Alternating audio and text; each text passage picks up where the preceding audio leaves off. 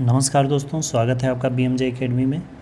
दोस्तों, जैसा कि मैंने कहा था कि आपके लिए मैं पुलिस कांस्टेबल के भी प्रैक्टिस सेट प्रोवाइड करने वाला हूं। इसलिए दोस्तों, आज से आपको नियमित रूप से बिहार पुलिस कांस्टेबल के परीक्षा के लिए प्रैक्टिस सेट प्रोवाइड कराया जाएगा।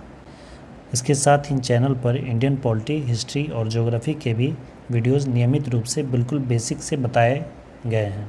आप उन वीडियोज़ को भी अवश्य देखें।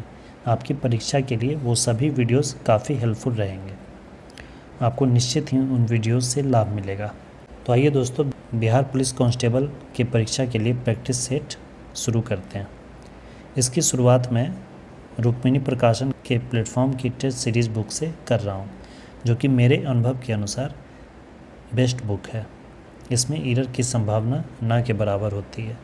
तो आइए दोस्तों, आज का पहला प्रैक्टिस सेट शुरू करते हैं।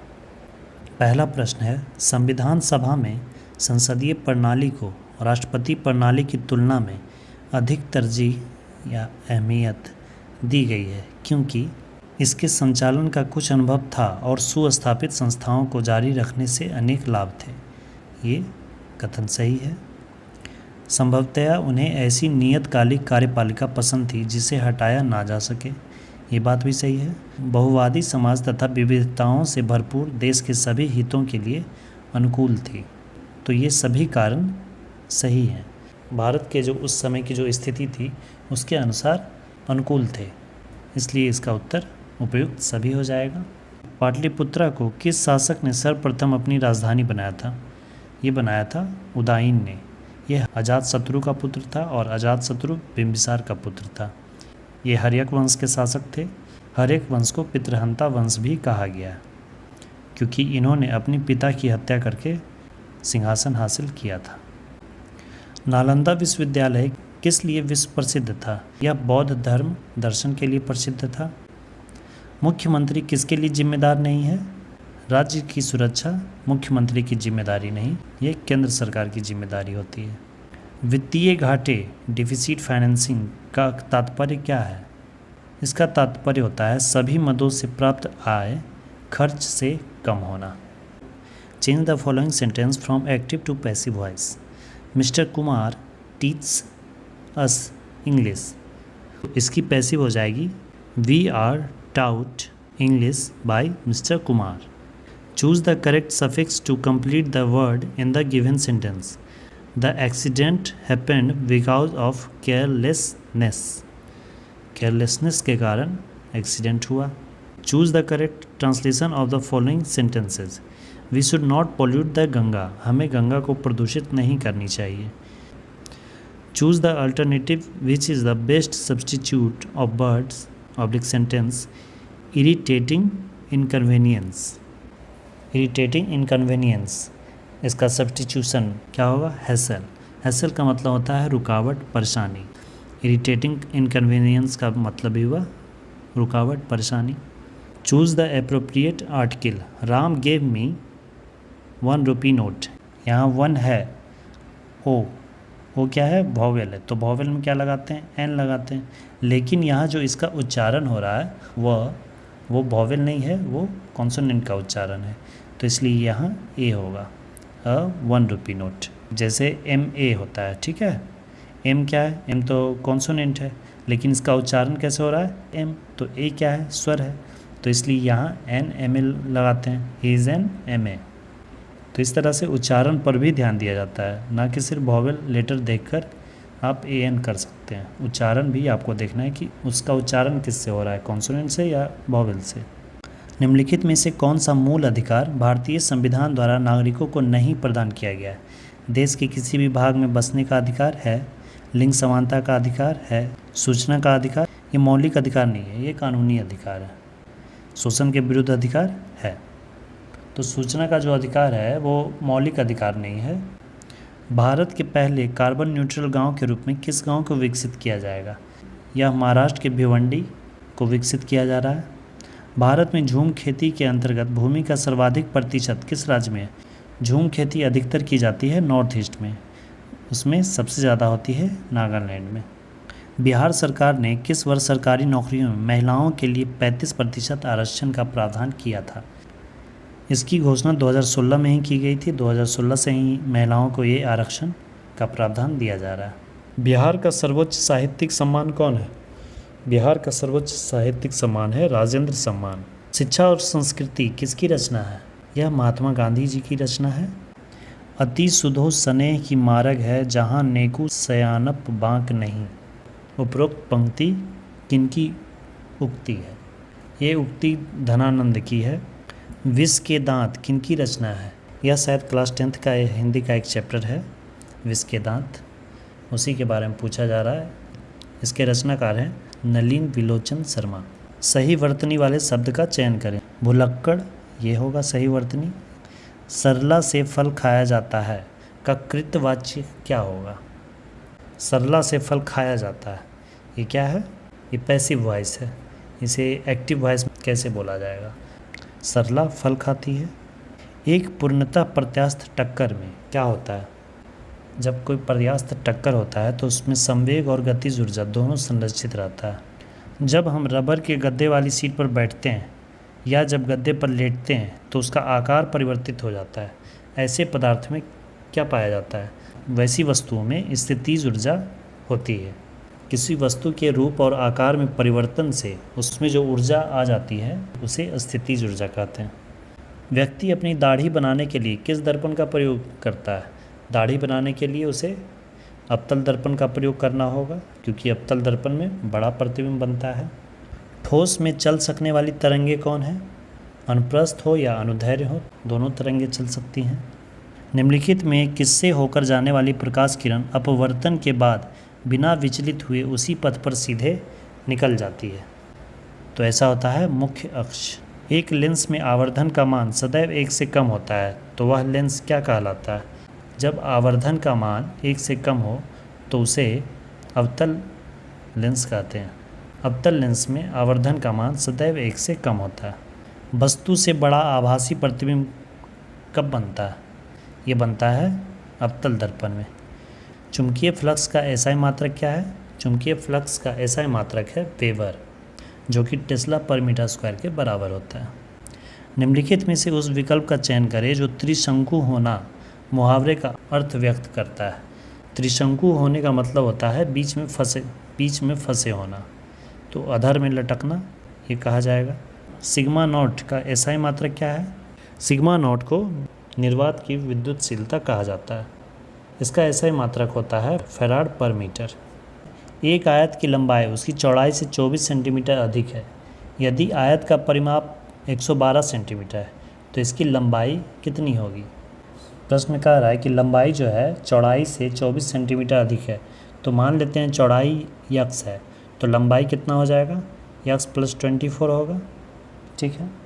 और आयत का परिमाप दिया हुआ है 112, तो आयत का परिमाप बराबर क्या होता है? 2 इंटू लंबाई प्लस चौड़ाई, और वो दिया हुआ है 112, तो 2 इंटू लंबाई यक्स प्लस 24 और चौड़ाई, ये पूरा ऐड कर दें और इक्वल कितना होना चाहिए? 112। 2 से 112 कट जाएगा कितना? 56 टाइम में यक्स 2 यक्स, और ये 24 इधर आके सब्ट्रैक्ट हो जाएगा, कितना आएगा? 32। 16 एक्स इज इक्वल टू कितना आ गया? 16, यानी कि चौड़ाई है 16 सेंटीमीटर और लंबाई क्या हो जाएगा? इसमें 24 ऐड कर देंगे, तो 16 प्लस 24 कितना हो जाएगा? 40 सेंटीमीटर। तो इसका उत्तर हो जाएगा 40 सेंटीमीटर। अगला है 1 plus cot theta minus cosec theta into 1 plus tan theta plus sec theta का मान क्या होगा? ये देखिए दोस्तों, यह प्रश्न दिया हुआ है 1 plus cot theta minus cosec theta into 1 plus tan theta plus sec theta. इसकी वैल्यू हमें ज्ञात करनी है। तो सबसे पहले हम इसे कॉस और साइन में चेंज कर देंगे। 1 का 1 ही रहने दीजिए। कॉट को हम क्या लिख सकते हैं? Cos theta by sine theta, minus cosec theta को क्या लिख सकते हैं? 1 by sine theta. Tan theta को क्या लिखें? Sine theta by cos theta, और प्लस सेक थीटा को लिखें 1 बाई कॉस थीटा। यहाँ देखिए दोनों जगह साइन साइन है, यहाँ दोनों जगह कॉस कॉस है। यहाँ हम साइन की एलसीएम ले लेंगे, तो यहाँ क्या आ जाएगा? Sine theta plus cos theta और यहाँ 1। यहाँ कॉस थीटा की एलसीएम ले लेंगे, तो यहाँ आ जाएगा कॉस थीटा, यहाँ है साइन थीटा और यहाँ प्लस 1। ये इतना sign theta plus cos theta यहाँ है और ये sign theta plus cos theta यहाँ है। अब ऊपर देखिए क्या आ गया, sign theta plus cos theta -1 bracket sign theta plus cos theta +1, ये भी ब्रैकेट, और नीचे है sine theta into cos theta. अब यहाँ देखिए ये +b और ये -b, इस तरह से एक फार्मूला बन रहा है, a+b इंटू a-b बराबर क्या होता है formula, a square minus B square. तो a की जगह पे क्या हो जाएगा, sine theta plus cos theta, a की जगह पे स्क्वायर और -b का स्क्वायर 1 स्क्वायर, और नीचे क्या है sine theta into cos theta. Sign theta plus cos theta का स्क्वायर है, तो इसे क्या करेंगे हम, a+b का होल स्क्वायर पे तोड़ देंगे, तो sign square theta plus cos square theta plus 2ab, तो 2 साइन थीटा कॉस थीटा, और -1 का स्क्वायर 1, और नीचे क्या बचा, नीचे तो साइन थीटा कॉस थीटा है, sine square theta plus cos square theta is equal to 1, और यहाँ -1, तो ये दोनों कैंसिल हो गया। अब बचा क्या, 2 sign theta cos theta by sine theta cos theta, तो साइन थीटा कॉस थीटा से 2 sign theta cos theta cut गया, बच गया यहाँ 2, तो इसका आंसर क्या हो जाएगा 2। दोस्तों अगर समझने में कहीं प्रॉब्लम हुआ होगा तो आप कमेंट कीजिएगा, यदि आप कमेंट करें तो मैं मैथ्स के प्रश्नों को वाइट बोर्ड पे बताने का प्रयास करूँगा। अगला प्रश्न है, 20 हरी और 15 लाल गेंद एक बर्तन में डाली जाती हैं, एक हरी गेंद को चुनने की संभावना कितनी हो सकती है। टोटल कितने बॉल हो गए, टोटल 35 बॉल हो गए, और उसमें से चुनना है कोई एक। हरी गेंद कितनी है 20, अगर उस 20 में से कोई भी एक गेंद अगर आ जाए तो फिर क्या कहेंगे, हरी गेंद ही आई है ना। लेकिन टोटल कितने हैं, टोटल हैं 35। सैंपल स्पेस क्या क्या हो सकता है, 20 हरी है और 15 लाल है, तो total number of sample space कितना हो सकता है, हरा भी आ सकता है, इस 20 में से कोई भी एक हरा आ सकता है और 15 लाल में से कोई भी एक लाल आ सकता है, तो इस तरह से टोटल 35 गेंदें आ सकती है हाथ में। अब इसमें से नंबर ऑफ इवेंट क्या चाहिए, हरी गेंद, तो हरी गेंद कितनी है 20 हरी गेंद है, तो कोई भी उस 20 हरी गेंद में कोई भी एक बॉल अगर आता है तो उसे हरा ही कहा जाएगा, है ना। तो नंबर ऑफ इवेंट्स क्या हो सकता है 20 हो सकता है, तो प्रायिकता हो जाती है PE = NE/NS। ठीक है, ये फार्मूला उल्टा हो गया है, ये ऊपर रहेगा NS नीचे रहेगा, तो 20/35, 5 × 20 और 5 × 7 35, 4/7, तो इसका उत्तर हो जाएगा 4/7। व्यंजक कितना का निम्नलिखित में से कौन सा गुणनखंड नहीं है, पूछा जा रहा है कौन सा गुणनखंड नहीं है। ऑप्शन की मदद से अगर बनाते हैं इसे, तो x + 4 = 0। ठीक है, गुणनखंड होने का मतलब है कि वह उस वैल्यू को अगर पुट किया जाए तो वह 0 आ जाएगा, तो x = क्या आ गया -4। अब इस इक्वेशन में अगर हम -4 रखते हैं और अगर 0 आ जाता है तो फिर वह इसका गुणनखंड है। ऐसे पूछ रहा है गुणनखंड नहीं है, तो अगर 0 नहीं आया तो गुणनखंड नहीं है।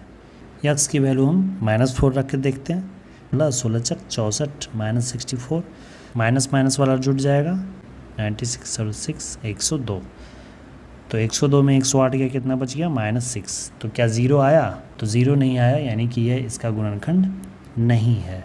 x = 4 रखने पर इसका वैल्यू 0 नहीं आया, यानी कि यह इसका गुणनखंड नहीं है। अब अगर चाहें तो फिर आप x = -1, x = -2 और x = -3 रख कर देख सकते हैं, इसमें उसका वैल्यू 0 आ जाएगा।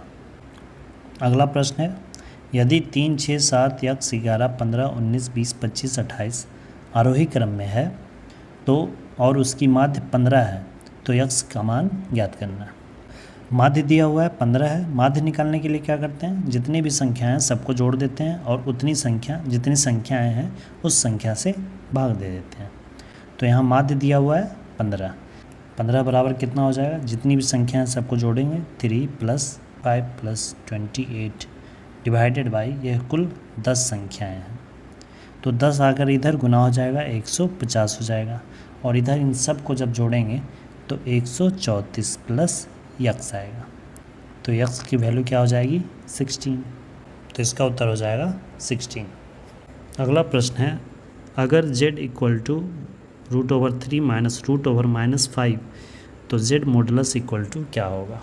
एक कॉम्प्लेक्स नंबर का क्वेश्चन है, रूट में जो माइनस होता है उसे इमेजिनरी नंबर्स कहा जाता है। कॉम्प्लेक्स नंबर का एक रूल होता है, यदि z equal to X plus I Y, I मतलब होता है इमेजनरी नंबर और आई की वैल्यू होती है रूट ओवर -1, यानी कि रूट में जहाँ माइनस आया वहाँ आई है। तो यदि z equal to X plus I Y, तो z modulus is equal to होता है root over X square plus Y square. इसी फार्मूला पे हम इसे ज्ञात करेंगे। यहाँ हमारे पास दिया हुआ है z equal to √3 minus root -5, ठीक है। तो इसे देखिए x प्लस आई वाई के फॉर्म में लिखेंगे, x प्लस, तो x इज इक्वल टू कितना हो गया यहाँ पे √3 और y इज इक्वल टू कितना हो गया यहाँ पे, तो मॉडुलस z इक्वल टू क्या हो जाएगा रूट ओवर √3 का स्क्वायर और प्लस √5 का स्क्वायर।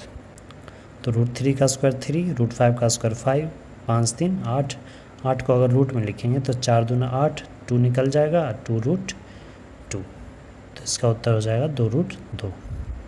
यदि f(x) बराबर इतना है तो f sin थीटा बराबर क्या होगा। देखिए f(x) बराबर दिया हुआ है, f sin theta is equal to हो जाएगा, जहाँ जहाँ x है वहाँ साइन स्क्वायर रख देंगे, sign square theta +1 sign square theta -1।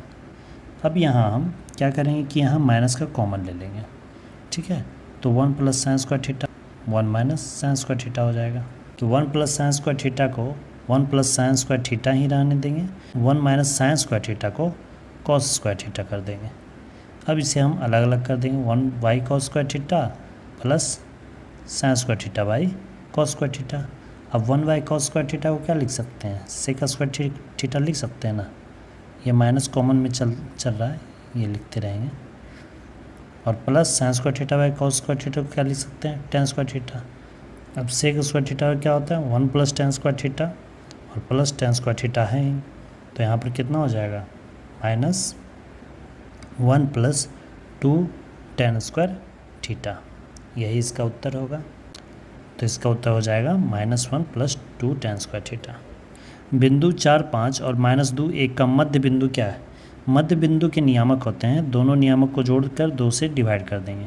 तो 4 और -2 को जोड़ेंगे तो कितना आएगा 2 आएगा, और डिवाइडेड बाई 2 आ गया 1, और इन दोनों को जोड़ेंगे तो कितना आएगा 5 - 1 तो 4/2 2 2। तो मध्य बिंदु का नियामक हो जाएगा 1 और 2, ये उत्तर हो जाएगा इसका। एक लंबवृत्तीय शंकु के आधार का क्षेत्रफल 154 वर्ग सेंटीमीटर है तथा ऊंचाई 14 सेंटीमीटर है, तो इसके वक्र पृष्ठ का क्षेत्रफल कितना होगा। प्रश्न दिया हुआ है कि एक लंबवृत्तीय शंकु है, ठीक है, ये शंकु है, इसके आधार का क्षेत्रफल, ये जो आधार है इसका क्षेत्रफल दिया हुआ है 154 सेंटीमीटर स्क्वायर तथा इसकी ऊंचाई है 14, तो इसके वक्र पृष्ठ का क्षेत्रफल, ये जो वक्र पृष्ठ है उसका क्षेत्रफल ज्ञात करना है। वक्र पृष्ठ का क्षेत्रफल बराबर होता है πr/l। आधार का क्षेत्रफल क्या होता है, इसका आधार कैसा है वृत्तीय है, तो आधार का क्षेत्रफल क्या हो जाएगा πr² 154 बराबर 22/7 गुना r², 22 × 154, तो r की वैल्यू आ गई हमारे पास 7, ठीक है, r हमारे पास आ गया 7 और ऊंचाई दिया हुआ है 14, तो तिरछी ऊंचाई निकल जाएगा। तिरछी ऊंचाई क्या होता है h² प्लस r², तो 7 का स्क्वायर प्लस 14 का स्क्वायर, ये हो जाएगा तिरछी ऊंचाई। और इसे सॉल्व करेंगे तो आ जाएगा ये 49 प्लस 196 इक्वल टू 245। इसको करेंगे तो 7√5 आएगा, तो 7√5 आ गया इसका तिरछी ऊंचाई। अब हम वक्र पृष्ठ क्षेत्रफल निकाल लेंगे। वक्र पृष्ठ क्षेत्रफल बराबर होता है πr/l। पाई की वैल्यू क्या है 22/7, रेडियस कितनी आई 7, और एल कितना आया 7√5, 7 से 7 कट गया, 22 × 7 154√5, ये हो जाएगा आपका उत्तर। लोहे के 3 घनों की भुजाएं क्रमशः 6 सेंटीमीटर 8 सेंटीमीटर तथा 10 सेंटीमीटर है। इन घनों को पिघलाकर एक नया घन बनाया गया है, तो इस घन की भुजा की लंबाई कितनी होगी। देखिए इस तरह से 3 घन है, एक 6 सेंटीमीटर, एक है 8 सेंटीमीटर और एक है 10 सेंटीमीटर। इसे पिघला दिया गया है और एक बड़ा घन बनाया गया है, ठीक है। तो इन तीनों को पिघलाकर जो मटेरियल रहेगा उस पूरे मटेरियल का यूज़ करके एक बड़ा घन बनाया गया है। तो इन तीनों में जितना लोहा था उतना ही तो लोहा इसमें आया है। तो इन तीनों का आयतन बराबर इसका आयतन हो जाएगा। अब घन का आयतन क्या होता है? भुजा क्यू। तो 6 का क्यू प्लस 8 का क्यू प्लस 10 का Q is equal to x का क्यू। अब इसे सॉल्व कर देना है। अब इन सब को जोड़ देंगे तो कितना आ जाएगा? 1728 x क्यू। 1728 किसका क्यू होता है? ये होता है 12 का। तो जो नया घन बनेगा उसकी भुजा हो जाएगी 12 सेंटीमीटर। नए घन की भुजा की लंबाई कितनी होगी? 12 सेंटीमीटर। कपास का पैदावार किस में अच्छी होती है? ये काली मिट्टी में अच्छी होती है, इसे रेगुर मिट्टी भी कहा जाता है। बांदीपुर वन्यजीव अभयारण्य कहाँ है? ये कर्नाटक में है। समुद्र की गहराई किसके द्वारा मालूम की जाती है? ये सोनार के द्वारा, साउंड नेविगेशन एंड रेंजिंग के द्वारा मालूम की जाती है। भारत के निजी क्षेत्र में एक बड़ी विद्युत परियोजना कहाँ स्थित है? यह महाराष्ट्र के दाभोल में स्थित है। यह निजी क्षेत्र की एक बड़ी विद्युत परियोजना है। पशु और पौधों की जाति में सबसे बड़ी विविधता कहाँ पाई जाती है? सबसे ज़्यादा विविधता पाई जाती है उष्णकटिबंधीय आर्द्र वनों में। वायुमंडल के ऊपरी भाग में ओजोन परत हमारी रक्षा किससे करती है? परावैंगनी विकिरणों से रक्षा करती है। शुष्क सेल का एनोड किससे बना होता है? शुष्क सेल का एनोड ग्रेफाइट का बना होता है। हाइड्रोजन बम का आविष्कार किसने किया था? हाइड्रोजन बम का आविष्कार किया था एडवर्ड टेलर ने। मानव का सामान्य रक्तदाब कितना होता है? ये 120 से 80 mm ऑफ Hg। रक्तदाब मापने के लिए स्फिग्नो मैनोमीटर का प्रयोग करते हैं। उपास्थि तथा हड्डियों के निर्माण और संपोषण में आवश्यक तत्व कौन होता है? आवश्यक तत्व होता है कैल्शियम। मिल्क ऑफ मैग्नीशिया एक निलंबन है किसका? मैग्नीशियम हाइड्रोक्साइड का। प्लास्टर ऑफ पेरिस का रासायनिक नाम क्या है? प्लास्टर ऑफ पेरिस को कैल्शियम सल्फेट हेमीहाइड्रेट भी कहा जाता है। इसका फॉर्मूला होता है CaSO4 suffix 2.H2O। Stainless steel किसकी एक मिश्र धातु है? स्टेनलेस स्टील में लोहा, क्रोमियम और कार्बन होता है। कार्बन इसकी कठोरता को बढ़ाने के लिए मिलाया जाता है। कांच का नीला रंग कौन प्रदान करता है? कांच का नीला रंग कोबाल्ट ऑक्साइड के कारण होता है। रक्त स्कंदन में कौन सा विटामिन क्रियाशील होता है? इसके लिए विटामिन के आवश्यक है। किसकी उपस्थिति के कारण गाय का दूध का रंग पीला होता है? कैरोटीन की उपस्थिति के कारण गाय के दूध का रंग पीला होता है। एंजाइम मूल रूप से क्या होते हैं? एंजाइम प्रोटीन्स होते हैं। कान में कितनी हड्डियां होती हैं? कान में 6 हड्डियां होती हैं, जिसमें कि 2 मैलियस, 2 इंकस और 2 स्टेपिज। स्टेपिज मानव शरीर की सबसे छोटी हड्डी होती है। पौधों में जाइलम उत्तक निम्नलिखित में से किस पदार्थ का संवहन करता है? यह जड़ों से पानी और खनिज लवण के संवहन का कार्य करता है। और फ्लोएम उत्तक खाद्य के संवहन का कार्य करता है। प्याज में निम्नलिखित में से किस में खाद्य जमा होता है? प्याज के सल्क पत्र में खाद्य जमा होता है। लाल रुधिर कोशिकाओं का उत्पादन निम्नलिखित में से किसके द्वारा होता है? लाल रुधिर कोशिकाओं का उत्पादन अस्थि मज्जा में होता है। उपभोक्ता शोषण के प्रमुख कारण क्या हैं? सूचना का अभाव, वस्तुओं की सीमित आपूर्ति, उपभोक्ताओं की अज्ञानता, ये सभी। रॉलेट एक्ट के विरोध में किसने लगान न देने का आंदोलन चलाने का सुझाव दिया था? यह सुझाव दिया था स्वामी श्रद्धानंद सरस्वती ने। किसने खिलाफत आंदोलन को हिंदुओं और मुसलमानों की एकता के एक ऐसे अवसर के रूप में देखा जो 100 वर्षों में पुनः प्रस्तुत नहीं होता? ये महात्मा गांधी थे, जिन्होंने इस आंदोलन को एक अवसर के रूप में देखा हिंदू मुस्लिम एकता को बढ़ाने के लिए। 14 जुलाई 1942 को वर्धा में महात्मा गांधी ने कांग्रेस की कार्यकारिणी समिति में अपने भारत छोड़ो आंदोलन की चर्चा की। तब उस समिति के अध्यक्ष कौन थे? उस समय समिति के अध्यक्ष थे अबुल कलाम आज़ाद। निम्नलिखित में से किस सुल्तान ने कुतुब मीनार की 5वीं मंजिल का निर्माण कराया था? ये करवाया था फिरोज शाह तुगलक ने।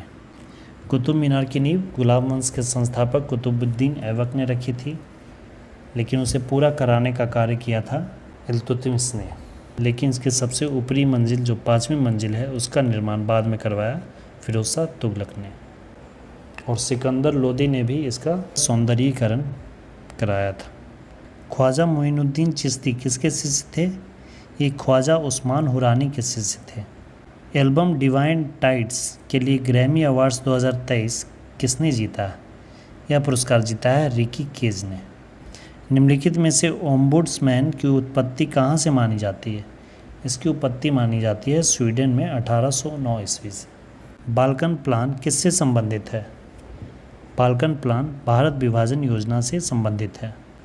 महिलाओं की 68 किलोग्राम वर्ग में एशियाई कुश्ती चैंपियनशिप में रजत पदक किसने जीता है? ये जीता है निशा दहिया ने।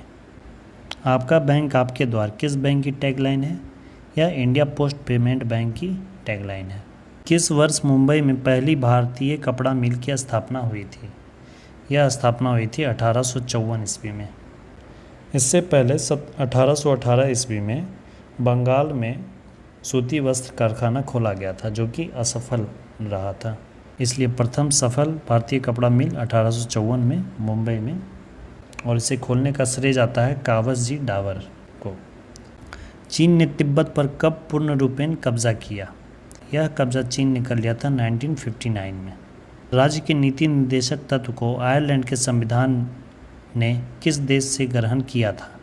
भारतीय संविधान में राज्य के नीति निर्देशक तत्व आयरलैंड के संविधान से प्रेरित है, लेकिन आयरलैंड के संविधान ने किस देश के संविधान से प्रेरित होकर राज्य के नीति निर्देशक तत्वों को शामिल किया था? तो आयरलैंड ने स्पेन से प्रेरित होकर इसे अपने संविधान में शामिल किया था, और फिर भारत ने आयरलैंड के संविधान से प्रेरित होकर अपने संविधान में शामिल किया। निम्न में किसने प्रधानमंत्री को राज्य की नौका का कप्तान कहा है? प्रधानमंत्री को राज्य की नौका का कप्तान की संज्ञा दी है मुनरो ने। और जेनिंग्स के अनुसार प्रधानमंत्री सूर्य के समान है, जिसके चारों ओर ग्रह परिभ्रमण करते हैं। भारत माता किस कवि की रचना है? भारत माता के रचयिता हैं सुमित्रा नंदन पंत। तल्लीन का संधि विच्छेद क्या होगा? तल्लीन का संधि विच्छेद होगा तत् जोड़ लीन। किसी की हंसी उड़ाना वाक्यांश के लिए उपयुक्त शब्द क्या है?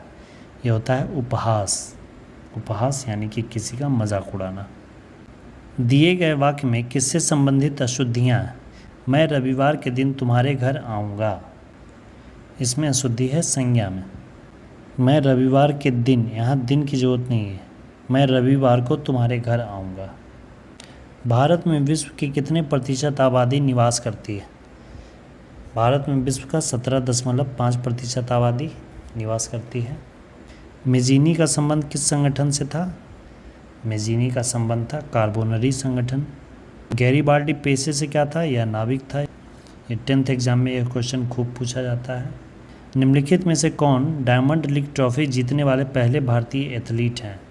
ये हैं नीरज चोपड़ा, जेवलिन थ्रोअर नीरज चोपड़ा। 16वां IPL संस्करण का खिताब किस टीम ने जीता? ये जीता है चेन्नई सुपर किंग्स ने। मुंबई ने कुल 5 IPL टाइटल जीता है, और चेन्नई ने इस बार IPL जीतकर ये भी 5 IPL टाइटल जीत लिया है। अब मुंबई इंडियंस और चेन्नई सुपर किंग्स दोनों बराबर स्थान पर आ गए हैं। निम्न में से किसने गांधीवादी योजना का विचार प्रस्तुत किया? गांधीवादी योजना का विचार प्रस्तुत किया था श्रीमन नारायण अग्रवाल ने। समष्टि अर्थशास्त्र में निम्न में से किसका अध्ययन नहीं किया जाता है?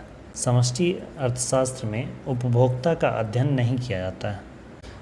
अगला है अंतर्राष्ट्रीय मुद्रा कोष की स्थापना किस समझौते के अंतर्गत हुई थी? ब्रेटन वुड्स समझौता के अंतर्गत अंतर्राष्ट्रीय मुद्रा कोष की स्थापना। भारत में स्वतंत्रता के पश्चात प्रथम मंत्रिमंडल का कानून मंत्री कौन था? प्रथम कानून मंत्री थे भीमराव अंबेडकर। लोकसभा में राज्यवार सीटों का आवंटन 1971 की जनगणना पर आधारित है। यह निर्धारण किस वर्ष तक यथावत रहेगा? यह 2026 तक ऐसा ही रहेगा, और ये किया गया था 84वें संविधान संशोधन 2001 में। निम्नलिखित धातुओं को उनकी अभिक्रियाशीलता के क्रम में व्यवस्थित कीजिए। ये घटते हुए क्रम में दिखाया गया। तो इसमें सबसे अधिक क्रियाशील है सोडियम। सोडियम सबसे अधिक क्रियाशील है। सोडियम के बाद मैग्नीशियम, एल्युमिनियम, जिंक, आंसर ये हो जाएगा। और सबसे अधिक अभिक्रियाशील धातु है पोटेशियम। पोटेशियम ऑप्शन में नहीं है, अगर इससे भी ग्रेटर देन लिखा जाए तो पोटेशियम होगा। सबसे अधिक क्रियाशील धातु पोटेशियम है, और सबसे कम अभिक्रियाशील धातु सोना है। निम्नलिखित में से कौन सा रक्त स्कंदन के लिए अनिवार्य है? रक्त स्कंदन के लिए विटामिन के आवश्यक होता है, लेकिन अगर तत्व की बात की जाए तो वो कैल्शियम होता है। नरेगा को मनरेगा नाम कब दिया गया? ये नाम दिया गया था 2 अक्टूबर 2009 को, और इसकी शुरुआत 2006 में तत्कालीन प्रधानमंत्री मनमोहन सिंह के द्वारा आंध्र प्रदेश से की गई थी। जीवन का आधारभूत पदार्थ, फंडामेंटल सब्सटेंस, किसे कहा गया है? ये कहा गया है जीव द्रव्य को। जीव द्रव्य को ही जीवन का भौतिक आधार माना गया है, और ये सबसे पहले कहा था हक्सले ने। प्रकाश संश्लेषण की दर सबसे अधिक होती है, सबसे अधिक होती है लाल रंग में। प्रकाश संश्लेषण की दर सबसे अधिक लाल रंग में होती है। Select the option that can be used as a one word substitute for the given group of words. Vertebrate animals that crawl on the ground. Crawl on the ground, ज़मीन पर रेंगने वाले जो जानवर होते हैं उन्हें रेप्टाइल्स कहा जाता है। तो वन वर्ड सब्स्टिट्यूशन में इसका क्या आ जाएगा? Reptiles. Daya is suffering from fever. अगला है select the most appropriate antonym of the given word. Antonym यानी उल्टा शब्द। डिले, डिले मतलब होता है देर होना, देर करना। तो देखिए इसका देर करना का उल्टा क्या होगा? जल्दी, पहले। होल्ड, होल्ड का भी मतलब देर होना होता है, देर करना, रोके रखना। रेस्ट्रिक्ट का मतलब प्रतिबंधित करना, रोके रखना। पोस्टपोन का भी मतलब रोके रखना। तो ये सब सिनोनिम है। और एडवांस का मतलब होता है पहले, अग्र, अग्रिम। तो इसका उत्तर हो जाएगा advance. Select the most appropriate synonym of the given word. Transient, transient का अर्थ होता है क्षणिक, अल्पकालीन। ट्रैप का मतलब होता है जाल।